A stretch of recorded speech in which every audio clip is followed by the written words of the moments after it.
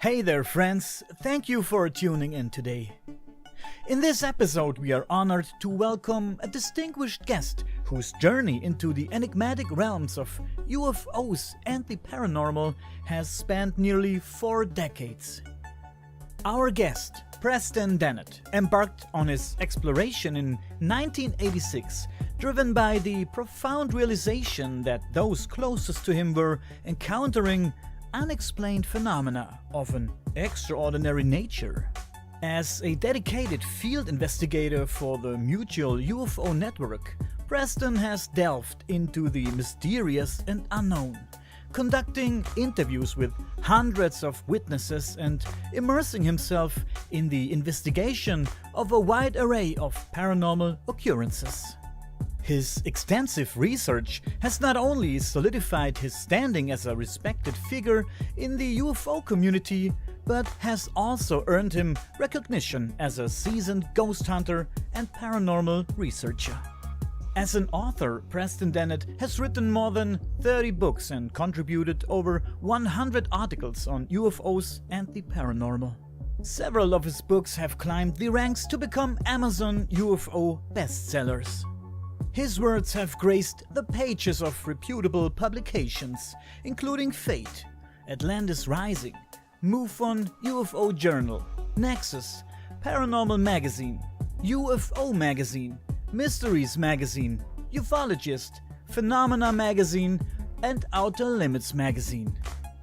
Beyond the written word, Preston has taken his insights to the airwaves, making appearances on numerous radio and television programs. As a true educator in the paranormal field, Preston Dennett has shared his knowledge by teaching classes on various subjects related to the unexplained.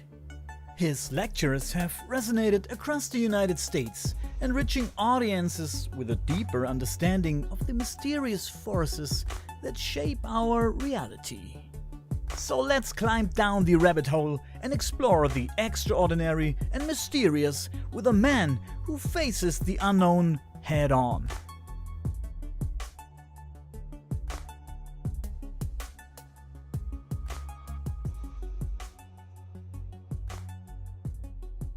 Okay, Preston, thank you for joining us today. Nice of you.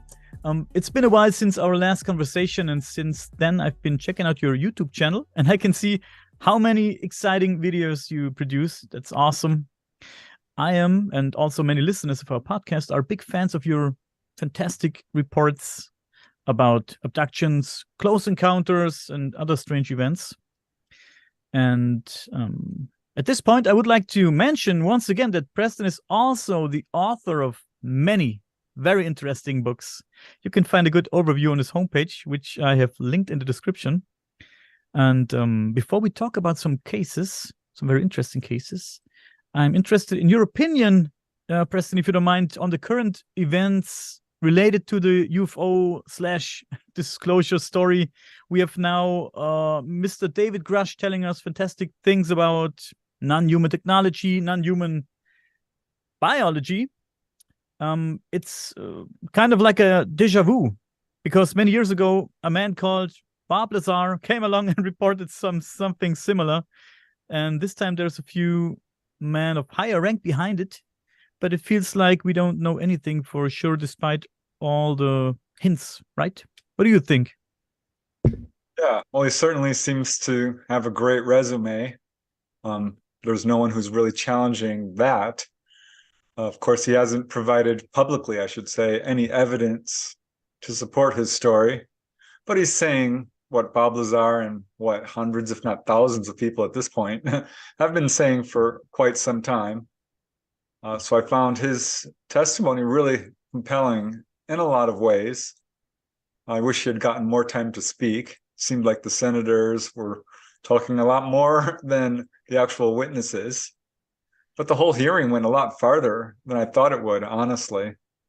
I was really surprised to hear the senators say that there is a UFO cover-up, UFOs are real, Pentagon isn't cooperating, some of us have seen UFOs. That was quite a bit more than I expected. And yeah, I found Grush's testimony to be really compelling, kind of I'm a little on the fence about it in some ways, because he's talking about how he's getting reprisals and some pushback. And yet we know, I think, if someone were to reveal information that our government didn't want them to, it would be game over. They would, basically rub them out. I mean, we've seen this.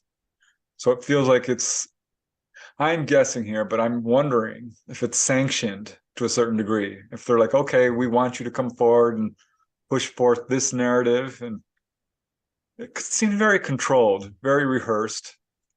But then again, he is a military witness, and they are known for being able to be very controlled in their emotions.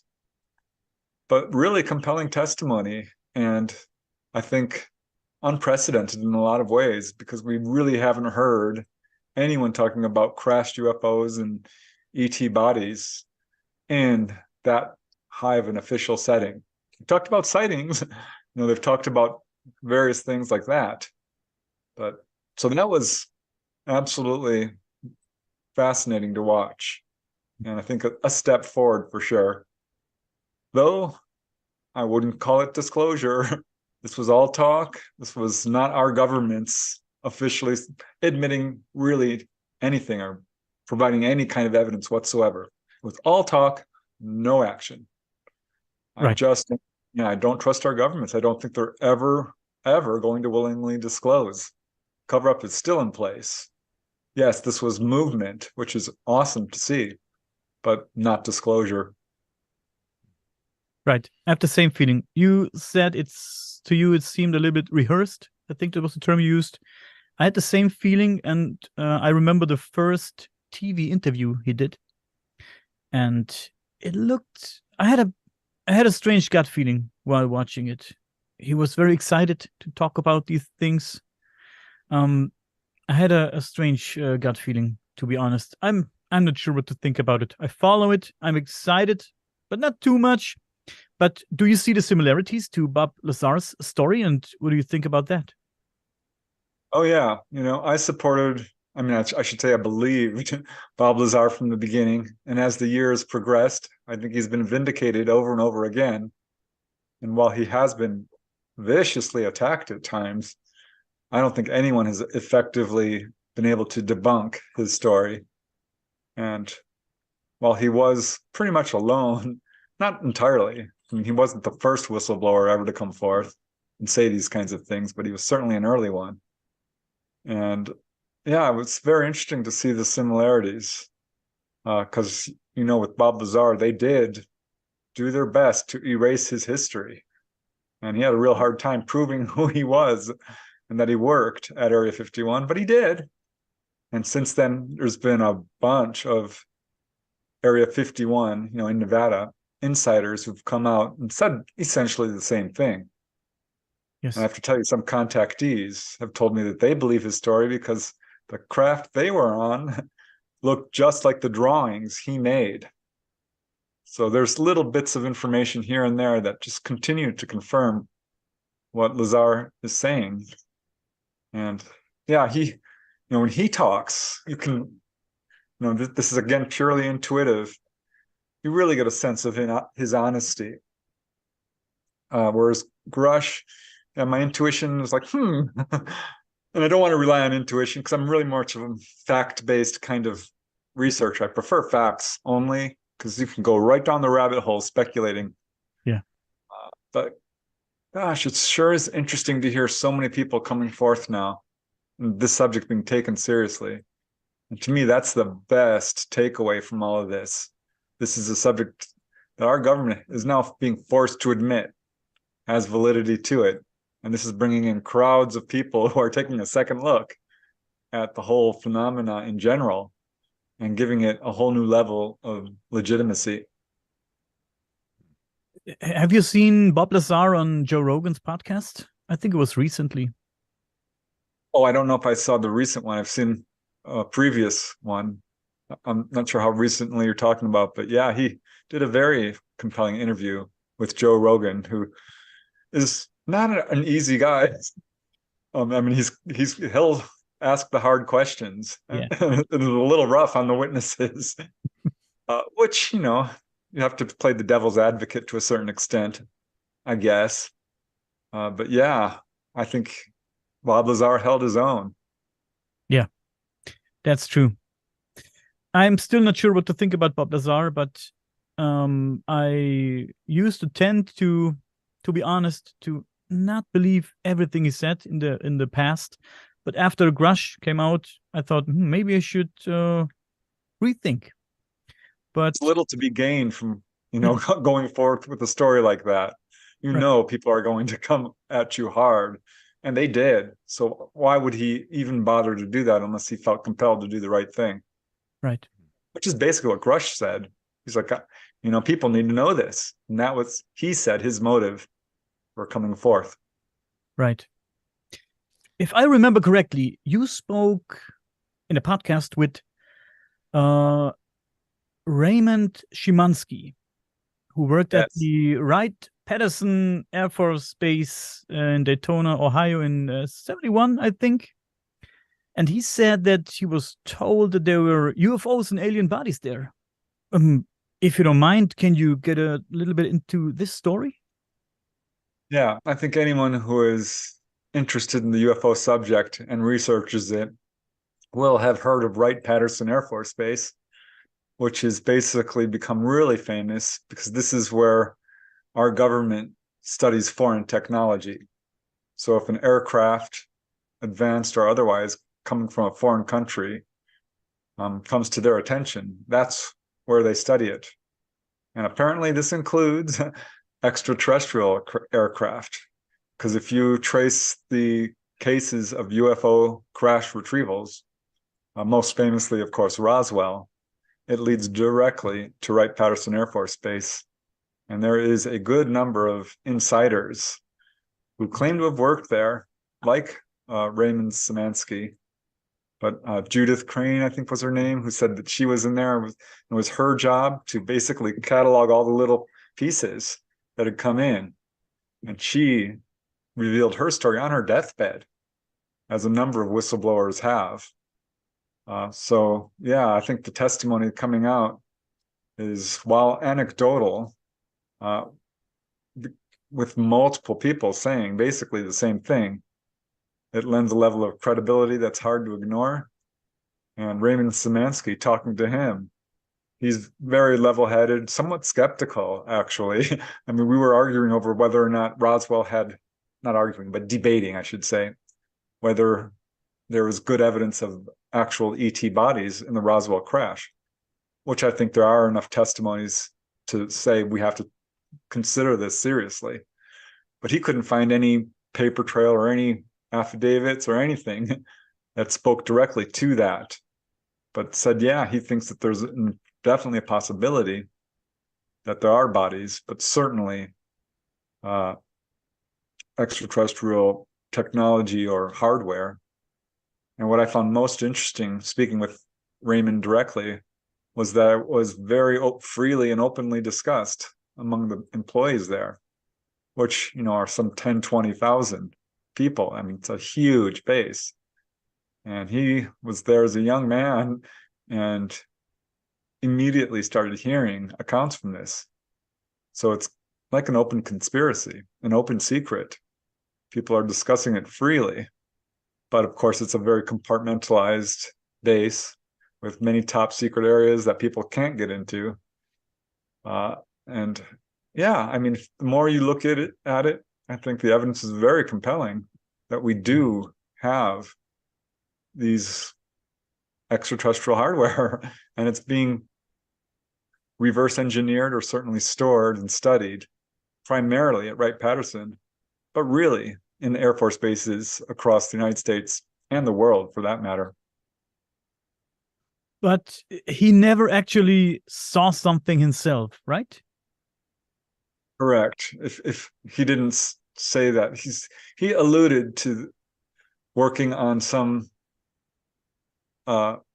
programs that sort of seem to intimate that they may have come from extraterrestrials, but he never handled anything personally.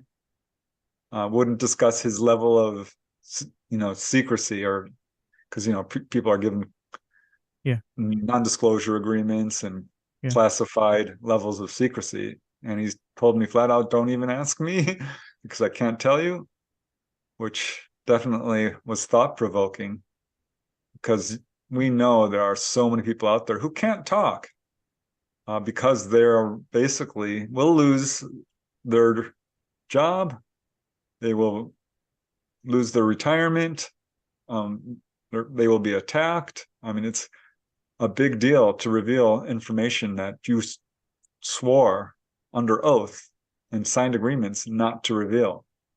Mhm. So most people who have this information aren't talking. The whistleblowers we've seen are just the tip of the iceberg. Yeah. It's an awesome thought. Uh, don't mind me, please don't mind me sticking to the story for a minute. What was the lady's name? The lady who cataloged all these little pieces you talked about? I believe it was Judith Crane, Crain. I would have to look that up to be sure, but it's a pretty well-known Wright-Patterson story. That might be the name of the researcher. I don't think so. I think that was the witness. Yeah. But it's one of the more famous accounts coming out of Wright-Patterson. Mm-hmm. But you haven't talked to her, right? No, I haven't. Okay. I think most major researchers have had the opportunity to talk to whistleblowers every now and then, and I certainly have on a couple of occasions, but not her. I did talk to one gentleman who does not want his name used and was in a hospital with a chronic illness and expected to pass away, and he did. But he told me an amazing story of reverse engineering of extraterrestrial technology, which he found out while working at Edwards Air Force Base. And he wanted to do his part for disclosure. And when he mentioned Edwards, my ears immediately pricked up because I had studied Edwards Air Force Base, located in Southern California, in depth, because there's been a number of very high-profile UFO encounters there, all the way back to 1945. Way back then, which is the dawn of the modern age of ufology. There was a huge wave of sightings over Edwards Air Force Base that many people saw during an early morning daylight, which is, pretty unusual for UFOs. Most are at night. But so many people saw it. It was so obviously unexplained that and it was so long lasting that it changed the way the Air Force was viewing this phenomena. They started taking it much more seriously. J. Allen Hynek was looking into it. And since then, it's been year after year after year of not only sightings, but landings. I mean, astronaut Gordon Cooper was there when a UFO landed, and he saw the film that was taken of it. Of course, Edwards is also the location of the very famous 1954 alleged meeting with President Eisenhower and extraterrestrials.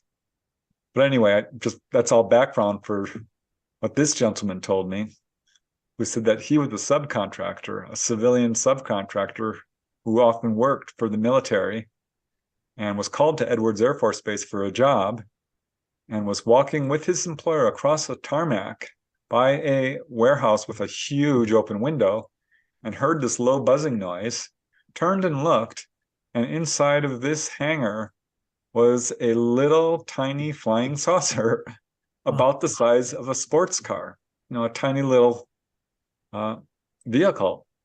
And he looked at it and it was bright, shiny silver, chrome-like, no windows, no markings on it, but it was floating off the ground, just a foot or so.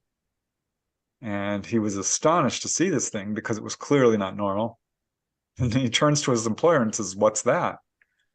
And his employer, he said, wide-eyed, turned pale and put his finger up against his lips and shook his head, wouldn't even talk. And he kept asking him. And finally, his employer said, "Shut up. You weren't supposed to see that. Never ask me about it again," and was angry. And that's where it stood for a year or two, because he did his job, left Edwards, and a year or two later, that same employer called him up and says, "I need you. It's an emergency. We can't find anyone else. Could you please work back at Edwards for this job?" And the guy I interviewed said, "No, I'm not doing it I will do it only under one condition. You tell me what we saw that day. And his employer was mad, and they agreed to meet at a cafe and had a few beers and got into an argument over it. And finally, the guy said, fine, I will tell you, but you have to promise you will never tell anybody. And he didn't until, of course, he just was about to pass away and felt it was important that people know. And what he said was very brief. His employer told him that what they had seen was not a UFO, but it was reverse engineered from extraterrestrial technology. And this was a craft that had anti-gravity, which was based on a principle of counter-rotating magnets, which created a magnetic field outside the craft, which propelled it in the desired direction. So that was all the information he could get out of him. But still, an interesting story. Wow, it is indeed an interesting story. Wow. Let's change the topic for a second. Before we started talking to you, Dustin and I, we stalked your Facebook page again, and we saw that you have been to Rendlesham Forest. At least that's what it says on your Facebook page. And there's a pretty famous case when it comes to Rendlesham Forest. No, I've never actually been there. So I'm not sure what you saw, because I hope I didn't say that, because no, I've never been there. No, there's a spot on Facebook where you can see where people have been in the past. So it says you were in Washington D.C., you have been there and there and there, different places, and the Rendlesham Forest was linked. So that's why we thought you actually have been there. Maybe you looked at it. No? Okay. No, I've been across the United States, pretty much every state except Maine. And I've been in Canada and Mexico, but I've never been to Europe. I would love to, because I know about the Rendlesham Forest case. And like Roswell, Roswell has 50 books, I'm not kidding, written on that single event. And Rendlesham, initially had 1 or 2, which I bought, and then 3 or 4, and now there's 20 or 30 books on the Rendlesham case alone. So I've certainly followed it. And it's become increasingly controversial as to what actually happened there. But something clearly did. I mean, there are so many witnesses. Didn't it happen like 2 nights in a row? Like they saw something hovering over their military base, and then something landed in the forest. Oh, 3 nights. Okay. And I know. I think, yeah.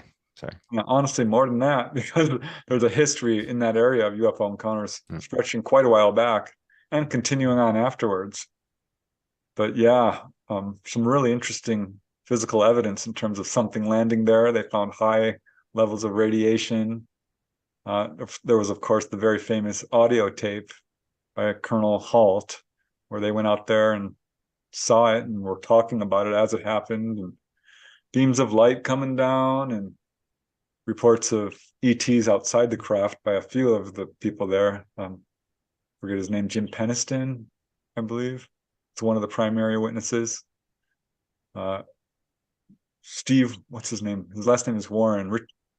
Steve Warren? I forget. He wrote Left at Eastgate along with Peter Robbins, and they attacked him and discredited him, and now he's kind of persona non grata in terms of his testimony. So I wonder about that, because when someone's viciously attacked like that and their reputation attacked, it's like, why would you do that? Who cares? So I wonder if his testimony is real, but they just did not want him to talk about it. But I don't know. Yeah, I did hear him speak firsthand once. So maybe that's what came across on Facebook. Steve Warren, Richard Warren, I can't remember his first name.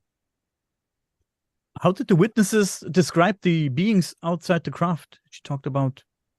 Yeah, typical grays, short little, large heads, bald eyes, white skin, tiny little slit for a mouth, very small nose.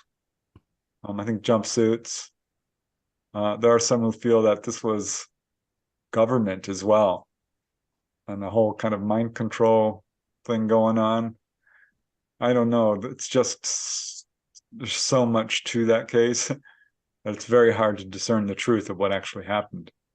What do you mean when you say mind control? It's pretty clear that there are UFO cases that are not what they seem to be.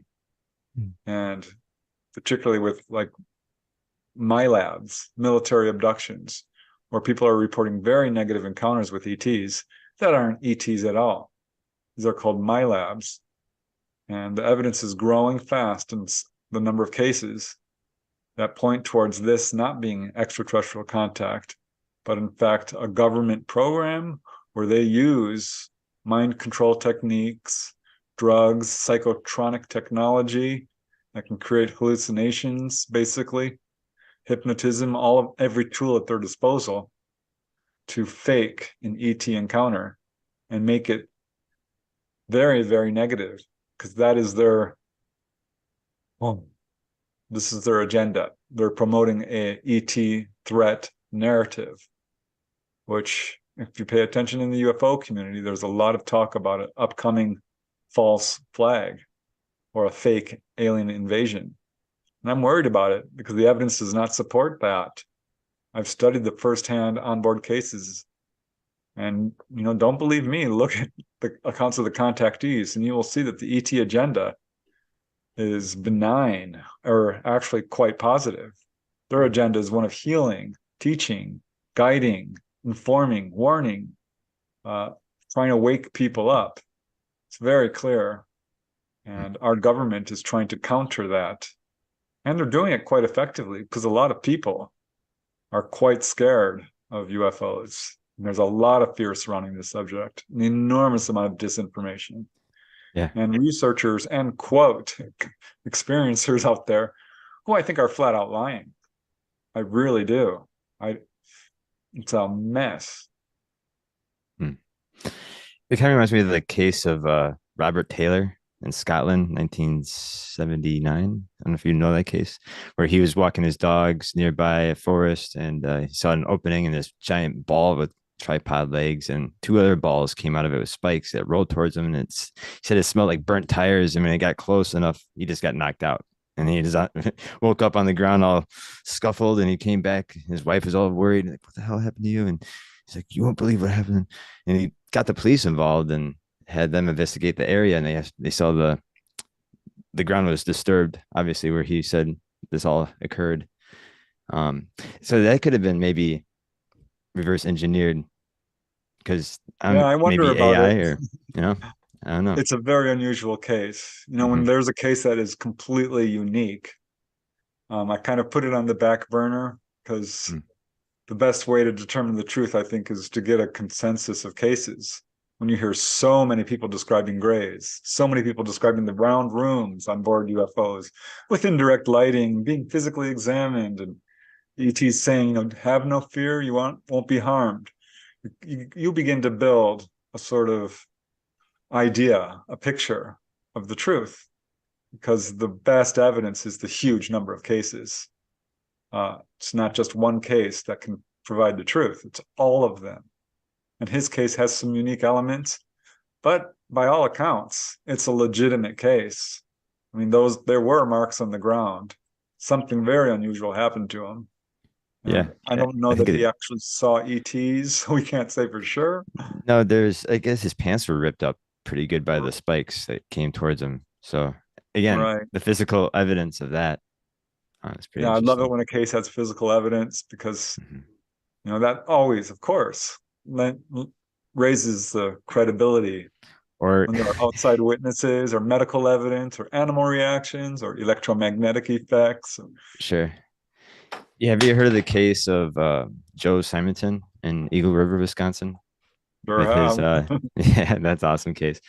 Yeah, again, the physical evidence of that, and having that being tested and finding out that it was regular buckwheat pancakes, but didn't have any trace of salt, and everything organic on Earth has salt in it because of the ocean. So again, these could have been made from out of this world. It's pretty Exactly. Just interesting. because it has buckwheat in it doesn't mean it's from Earth. Right. Because elements are the same across the universe. I think we Yeah. can safely assume that atoms and molecules are everywhere. That's a great case and so unusual. But what I like about it is, yeah, those little crackers or buckwheat things were tested by the FDA and the Air Force, who seemed very, very interested in it. They took the case seriously. And interviews with people who knew Joe Symington, they said he was an absolutely honest and sincere and upstanding person. There were sightings in that area at that time. There was another very famous landing on the same day as well. Gosh, I think it was in upstate New York, if I remember correctly. It's another really well-known case. Yeah, the Joe Symington case is fascinating because Yeah. he Well, actually got I live in artifacts. Wisconsin. Yeah, and I actually have a cabin up in Eagle River, so I just love that story so much. So yeah, Yeah, you can still see pictures of him holding up the little cakes. yes, He's kind of like, yes. here they are. Yeah, I like how you said it tastes like a piece of cardboard. He's brave enough to bite into one. Jesus. Yeah, can you imagine? Hmm. And the ETs, he had a long conversation with them. I mean, it's very, very strange. It's a strange Yes, case, but and the not fact that they were entirely, human ETs, they look like Italian men.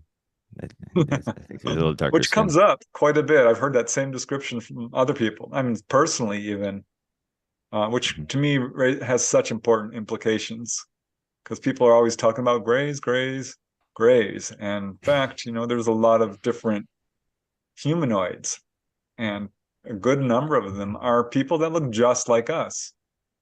And what does that mean? I mean, what does that say about human origins? What does that say about our relationship to them? What does that say about us? There's Yeah, some really profound implications to yeah. all of that. Paula Harris is really into the human ETs. We had an interview with her. She talks about Howard Manger and um, Billy Meyer and other people had the human ET cases. But yeah, fascinating. Yeah, the whole era, like 1950 contactee era, is super interesting. Howard Menger and Daniel Fry and George Adamski and all those folks who I think were probably largely genuine. Though George Adamski, it's clear that some of his stuff was a little over the top. But his initial meeting at Desert Center in California was witnessed by 4 other people who saw him walk up to this other gentleman and the flying saucer, and none of them have ever said he was hoaxing. They saw it happen. They never walked back from their story. So I think there's some legitimacy to what he saw because he saw UFOs in other people's presence, photographed them. They were there when he was seeing these things. And the whole contactee era got kind of viciously debunked by some major researchers. Well, maybe debunked is not the right word, but attacked. And it got pushed underground. It never stopped. People were continuing to see human-looking ETs through the 60s, 70s, all the way up to today. But the reports of grays and more the fear-based media, of course, loves a scary, lurid story. But those contactee accounts never went away. It was just got pushed underground. And like Daniel Fry, a rocket scientist, a good witness, Timothy Good certainly thinks his case is legitimate, as do a number of other researchers. And I tend to agree. I never interviewed him personally, but his story is very much in line with a lot of modern day contactee accounts. And his footage is very impressive too. The multiple footages he took. Yeah. Billy Yeah. Meyer is another case that makes me kind of scratch my head because it's clearly legit on some level when he's got a crowd of 20 or 30 people around him and there's UFOs flying around and people watched him get taken, watched him go off, disappear, basically. There's landing traces. There's some really good photographs. He got pieces of metal and handed them over to Marcel Vogel, who studied them and found very unusual properties. But some of the photographs are so clearly faked. Hmm. I mean, they really are. They're proven. And like that picture he said of who was supposed to be Asket or Sanyazi, or turned out to be a game show host. Yeah. Like, Billy, what are you doing? Yeah. Ah, And the I don't know dinosaur, exactly. and the dinosaur story, and the time travel story with Jesus and whatnot. And what made me curious is that one of Bob Lazar's UFOs he drawn looked very similar to one of Billy Meyer's UFOs. That made me very suspicious back then. So Yeah, I mean, you have to be really careful when you're doing this, and I do feel like there is legitimacy to the Billy Meyer story, but it's just gotten out of control, and I don't know what to think of some aspects of it. Yeah. No, actually, Paula Harris actually admitted that to me too. Where she feels like Billy Meyer had his experiences in the beginning and it got cut short where he just wanted to continue to have this following and attention and have this little cult gathering almost. And that's where the fake pictures start to come in and other. But the fact that there is some base facts that the shit did happen, especially when he was in India, when he had like other 20, 30 people with him. He'd be like, look at that shit. And he was in the newspaper too. He had like 80 photographs at the time. Yeah, I've got like 6 or 7 books, the Wendell Stevens books on his case, and Yeah. all the contact notes. It's Yeah. really interesting. It is. um have you heard of Annie Jacobson, Preston? Yes, yeah, I have not spoken with her, but I would love to hear a talk between you and her. I would really, you should really talk to her. I think that would be an interesting talk. But I'm sure you're familiar with her Area 51, let's call it alternative story about the whole Stalin thing, and how Area 51 was staged and the UFO thing was staged. Stalin planned, let's say, a psyop, and this craft in reality was some kind of stealth fighter, and inside were some young people from Russia who were surgically changed somehow. It's a very bizarre story. Have you heard of it? I have, and I think Nick Redfern wrote about this in one of his books. It's an interesting theory. I'm not so sure how. I mean, I didn't find the evidence for that particularly compelling.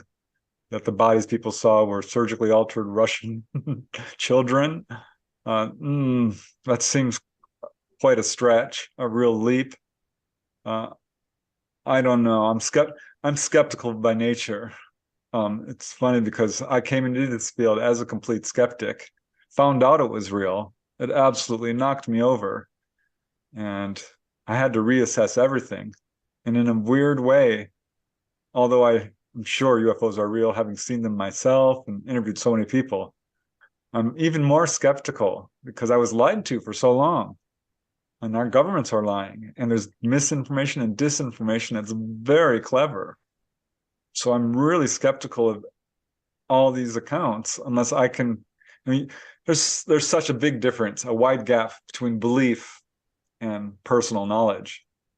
Until you know from personal knowledge that you've seen with your own eyes, you don't know.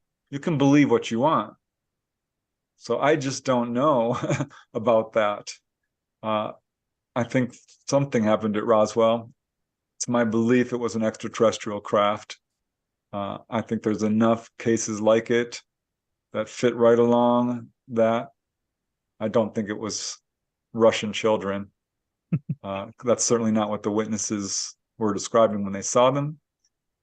But I think it's important to entertain each theory, at least, and put it forth and look at its strengths and weaknesses and see if does this account for all the evidence, whether it's eyewitness testimony or what have you. Because eyewitness testimony is evidence, allowable in a court of law, and can put someone into prison for life.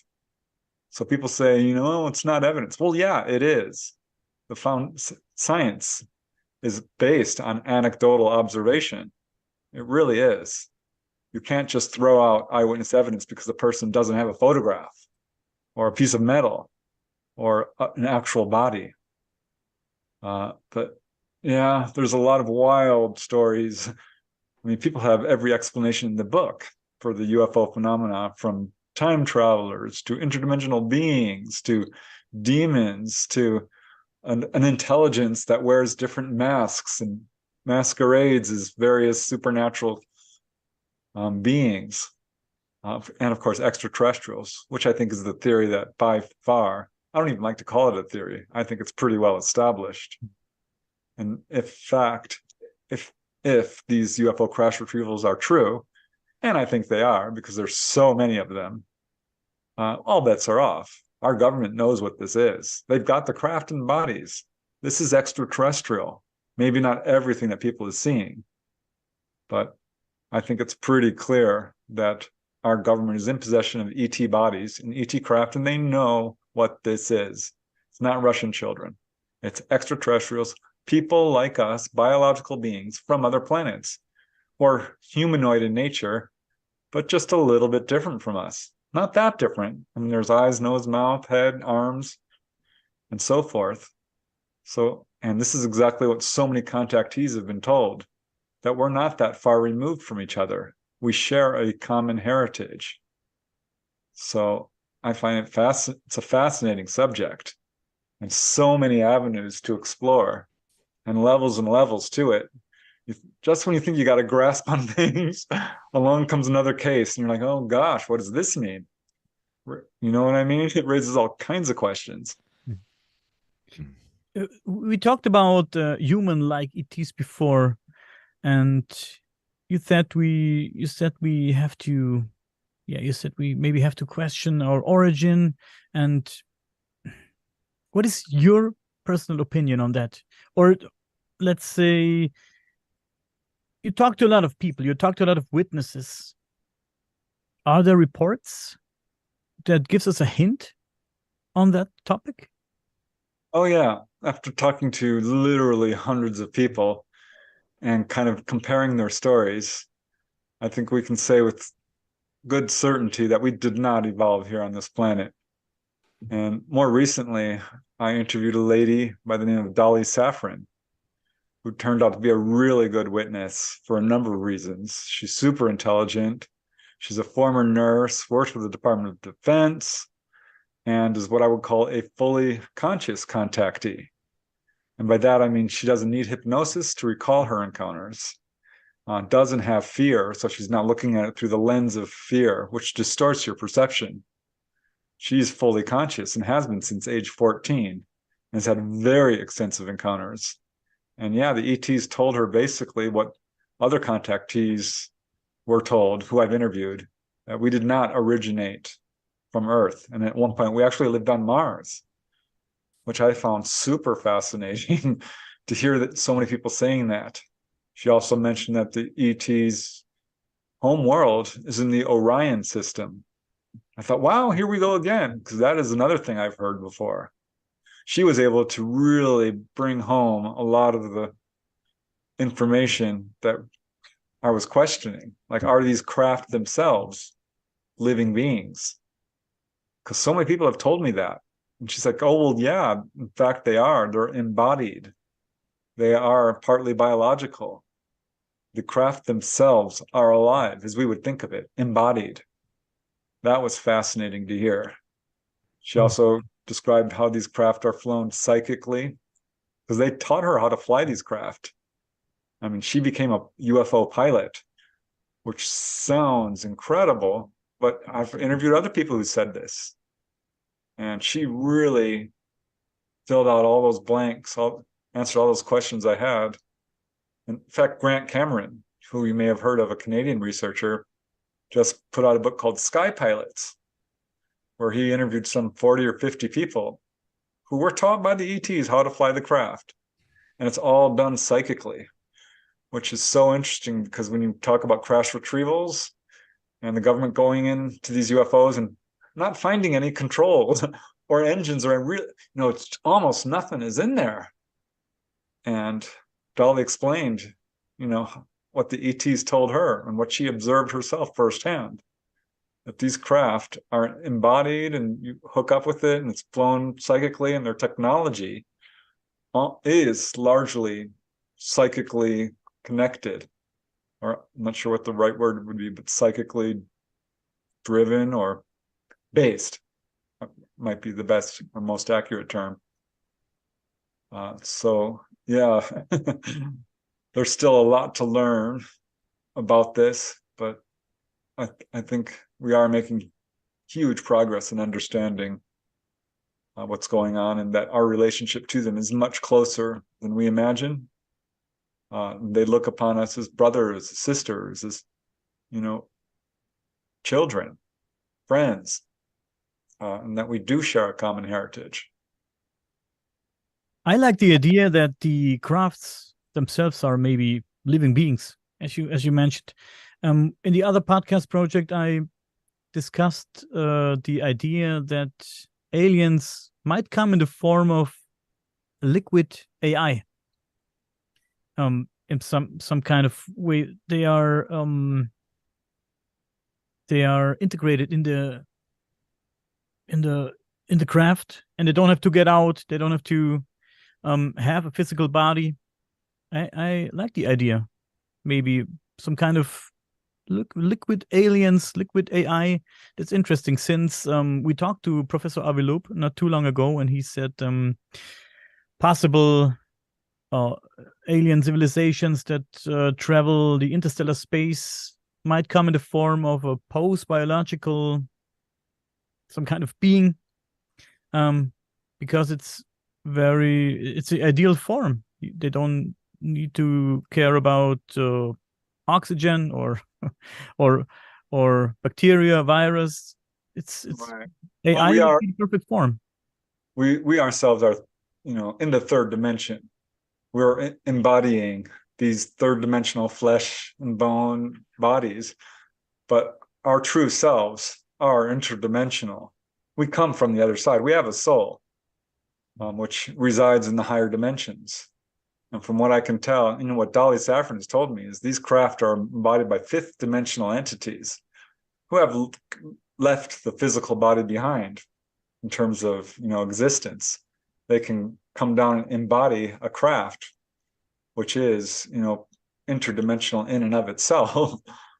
But yeah, so I'm not sure I would use the term liquid, but certainly they're able to transcend dimensions in a way that would make that term, in some ways accurate.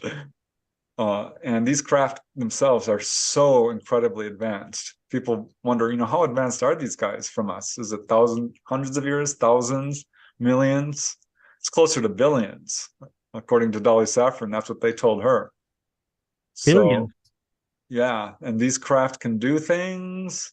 They can change their appearance. You might see it as 20 feet big on the outside and go inside, and it's huge.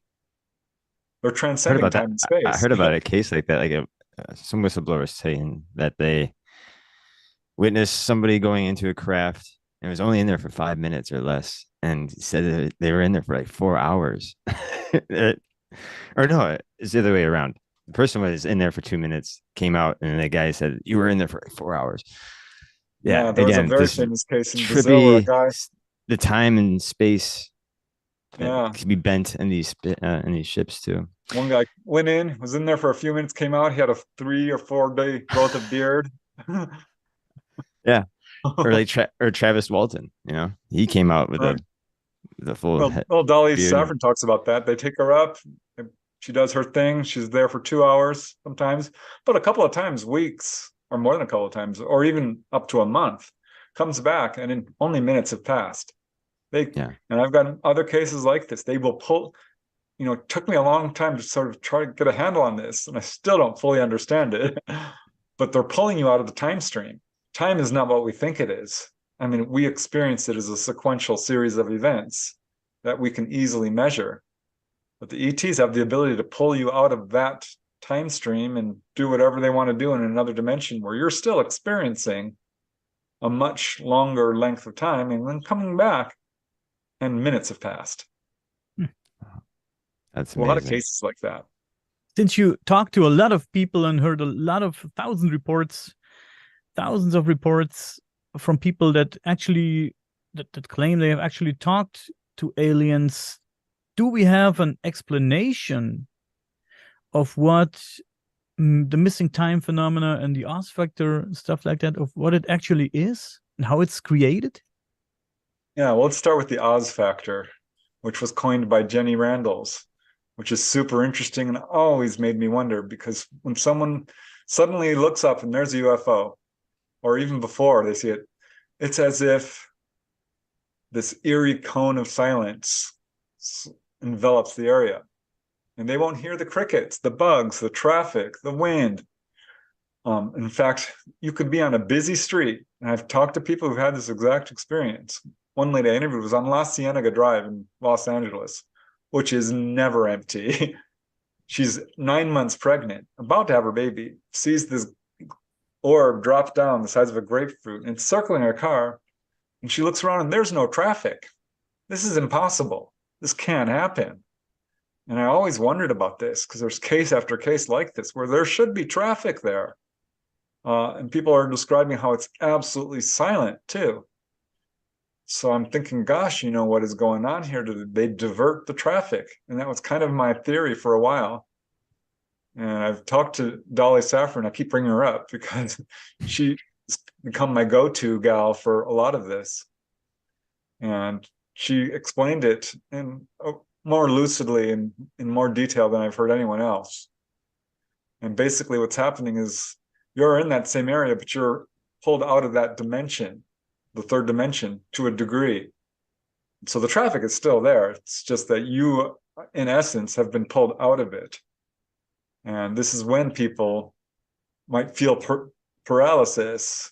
It's not that they're actually paralyzed. It's just that they're being pulled out of the time stream. And all the traffic is still there and everything's still going on. It's just now that they're experiencing a whole experience in what we would call a number of seconds. Of course, it's not a number of seconds when you're pulled out and you're actually experiencing it. It's how long it might be. Like Travis Walton's 5 days. Well, I mean, that's different. He was missing for 5 days. He was apparently injured and they had to nurse him back to health. That's his theory. But yeah, there's so many cases like this. And I think that is what's going on with the Oz factor, is that there's an interdimensional aspect to some of these encounters. And it's really interesting when people describe their encounter ending. Because like that lady on La Cienega Boulevard said, as soon as this orb went straight up, she said it was if all the traffic just suddenly filled in. And it didn't like suddenly come racing up to her. It was there instantly. Another guy from West Virginia described the same thing. He was in his front yard. There was a light that was malfunctioning and traffic was backed up on his street. And as this UFO came swooping down, the traffic was suddenly gone. And as it left, it was suddenly there. So it's not like it's being diverted or anything. It's you who is being pulled out. So that's the Oz factor, I think. And now I've forgotten the second part of your question. I forgot too. It doesn't matter. But are there hints about how is it created by actual technology, or is it some, let's say, I don't know, metaphysical thing that happens? I would say it's both, because the ET technology is psychically based, and they have this incredible understanding of the electromagnetic spectrum that absolutely surpasses our own in every single way. The things they can do with light are absolutely amazing. Because what we use light for is what? Visually illuminating things. We're learning how to, use lasers to heal, perhaps, or burn, or even levitate. ETs have been doing this for a very long time. They can do just about anything with light. All the healing cases seem to be involving the use of light in some capacity. And they're pulling people on board inside a beam of light, and communicating and pulling people through solid objects like walls or ceilings.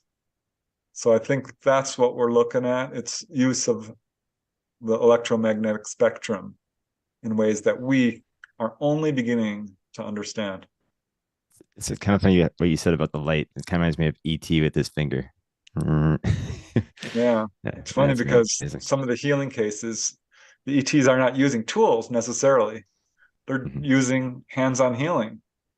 And I've Yeah. looked into this. We ourselves have these abilities.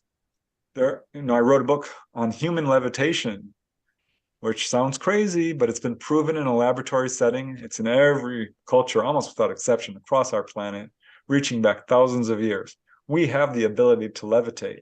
We really do. It's very well documented.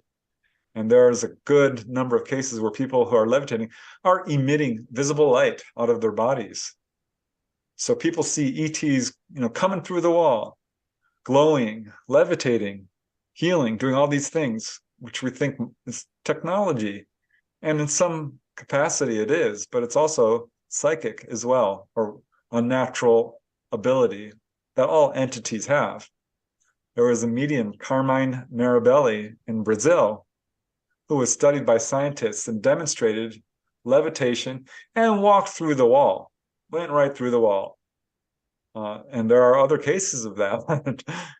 And I found that so fascinating because so many people describe this with ETs. They're like, it came right through the wall. And I'm like, yeah, they can do that. And it's not necessarily technology that's allowing them to do this.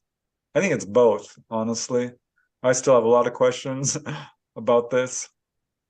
So, that's what's neat about the UFO field and this subject is it really challenges us to think outside of the box. We can learn so much from them. I wish more scientists would take this seriously. For example, the medical community should really pay attention to these healing accounts because ETs are curing people of cancer and AIDS and diphtheria and diabetes and jaundice and kidney stones and you name it. We could learn a lot just from that. And I think you're right. We also have these abilities. Thinking about Reiki, for example, people doing Reiki, and I had a Reiki session, and at the time I had big problems with my left hip, and I was laying on the table, and this guy running around me with his hands above me and doing his hocus pocus, and I was like, "What is he doing, man?" With this crazy music in the background and everything, and he was acting really weird, and I didn't believe in it. But when he was done, he said, do you have problems with your hip?" And I said, "Yeah, you're right. I have problems with my left hip." But it wasn't bad problems. I was walking normal, so he couldn't see it beforehand that I had problems with my hip. It wasn't too bad. So like I said, I could walk normally. And he said, "I think your left hip needs some improvement." And Oh, wow. it didn't heal it. It didn't heal it, but he saw it or felt it. He sensed that something is wrong. Couldn't do anything about it, but he sensed it. Interesting. Had a few contactees do what I would call Reiki or hands-on healing. And it's so interesting. One, she's like, would you like me to run energy through you? I have this ability, but I need your permission. I'm like, of course. She had me take off my shoes and she put her hands on my feet and pulsed energy up through them. And it felt like a mild electric shock. It felt like water running up my legs. I mean, you could physically feel it. So that was really cool. Another time, a lady who had had a major encounter, she stopped being an actor. She was cured of psoriasis on her arm and became a healer, a massage therapist. She's like, would you like a session? I said, sure. And so I lay down on her table and she's doing her Reiki movements. And like you, I'm like, okay. Because there were the candles, of course, and the incense and the soft angelic music. I'm like, well, it's pleasant, certainly. But as she's doing this, I started to see green and pink pastel light that looked like it was coming out of her hands. I'm kind of blinking my eyes and looking at it because wasn't super obvious. But after I kept seeing it, I finally mentioned something. I'm like, gosh, it almost looks like there's light coming out of her hands. And she kind of smiled and said, oh, you see it. Not everyone can see that. She's like, what color? I'm like, well, it's this pastel kind of pink and greens and very pastel-like colors. And she's like, yes, that's exactly right.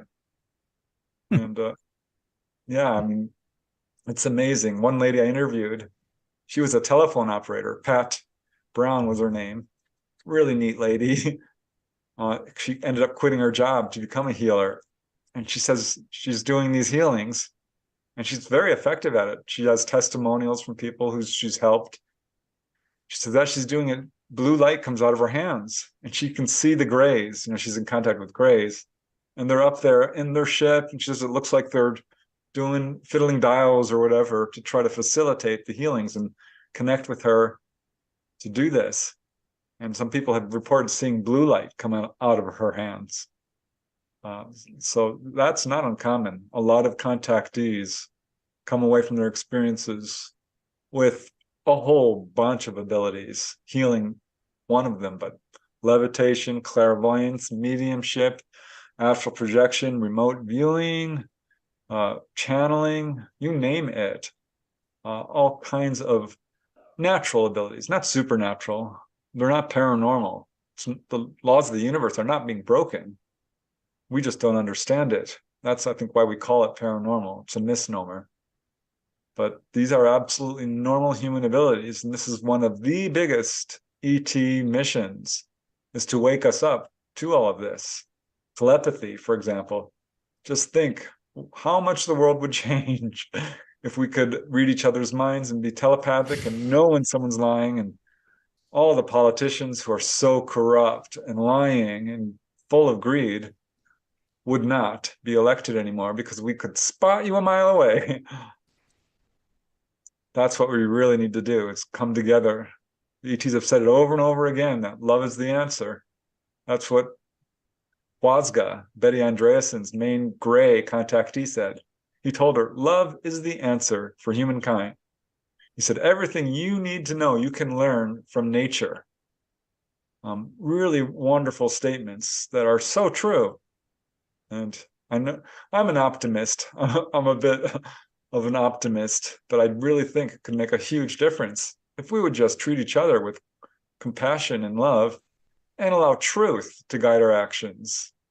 You know, and think for ourselves critically, not believe the lying governments who we've become essentially enslaved to. I don't trust them. I've said it at the beginning. I'm going to say it again because I don't think they have our best interests in mind. I think they're greed-driven, power-driven, money-driven, and I'm very concerned about it. Agreed. And that would be a great quote to end the show, but can't let you off the hook right now. I would like to round up this episode with, if you don't mind, of course, a little story out of your last video. I think it was the last video you uploaded. Some interesting cases. And if you don't mind, give us one of these stories. I'd like to hear the story about the crouching alien, if you remember. I do. Yeah, that involves a little boy from, gosh, Kansas, I think it was, or thereabouts, the Midwest. John Jacob Swaim was his name. And he's out disking the farm for his family. He's on the tractor, and that's his chore. It's the end of the day, and he's plowing the field, the wheat field. And he thought he saw somebody peering over one of the terraces in their field. And he just stops the tractor and he's looking at him, and whoever it is ducks down and runs to the next terrace over. So he gets off of the tractor and goes running up to where he last saw this short little guy. And the guy jumps up and is looking right at him, all crouched. And it's not a human. It's a 3-foot, 4-foot tall, short little humanoid wearing a jumpsuit with a human-looking face, but not normal by any means. And was quite taken aback to see this little kid had run up and was now looking at him pretty much face to face. So he turns around and makes a beeline towards a distant point, just a couple hundred yards away. And this is when John Jacob saw that there was this landed craft in the field. And this little guy runs quickly in a matter of seconds. He says, the witness says, he didn't actually run, he flew. And later evidence will be found that confirmed that. But this little guy goes into the craft, which takes off straight up. And John Jacob goes running home. He's like, Dad, Mom. He has a little brother too. You're not going to believe what I saw. And they're like, oh, really? Sure. And he's like, no, no, no. And they could tell, by his attitude that he was telling the truth. He's not, someone given to telling tall tales. They called the police. The police came over. They all walked out into the field. And sure enough, they found footprints where he said he'd first seen this little guy, just little tiny, almost round footprints. But then they walked over to where they'd seen the craft. And sure enough, there was crushed ground and about 100 little footprints all around the craft, but none in between from where he had seen it hop up and fly across to down in the field. So it's a pretty well verified case. He also told the story to his reverend, who absolutely believed him. And the reverend turned out to be a UFO researcher as well, which I thought was interesting, and that he was able to, combine his religious faith with the idea that there are people on other worlds. But it's a fascinating case with what I would call landing trace evidence. And while it is a single witness case, by all accounts, it's totally legitimate. His little brother backed him up and was talking to reporters. He's like, oh yeah, he's telling the truth, but I'm mad because he always gets to see everything and I never get to see anything, which I thought was cute. But yeah, a really interesting case of a UFO landing and a humanoid, very close-up confrontation, and just fascinating details. So many people see these little 3-foot-tall humanoids, which are not your typical grays. There's just a huge variety of humanoids, but almost always, without exception, humanoids, which is so interesting to me. It must be the universal template, because it's almost without exception, that's what people are reporting.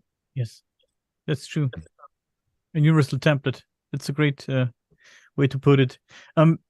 I was about to end the show, but when you talked about this case, another case came to my mind, and I want to hear your opinion on that. It's the Virginia case. It's a very, very interesting case because there was many witnesses, and I think the most impressive story came from these 3 girls that I've seen. I remember that because your story says the crouching alien. These girls saw a crouching alien on this wall in this in this sideway. That was a very, very interesting case, a spectacular case, so to speak.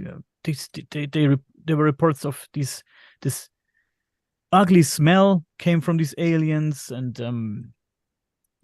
these strange plates on the head, and the description were very detailed too. Very, very interesting case. What's your opinion on this case? Yeah, I'm a little on the fence about it, honestly. There are some details I kind of wonder about. It's a very unusual ET. I've never heard one described quite that way. There's a lot of witnesses, I will say, but I don't know, because I haven't talked to them. I haven't really researched that case in a way that I would like to really come to any solid conclusions. Certainly fascinating, and I wonder about it. I did see the interviews with those 3 ladies, two of them, 3? No, it was 3 of them. Yeah. And they seemed absolutely sincere. They saw something, but I wonder what they saw was, could it have been staged in some way? Because there's that recent case in Peru, the ETs that were attacking people. That I don't, no.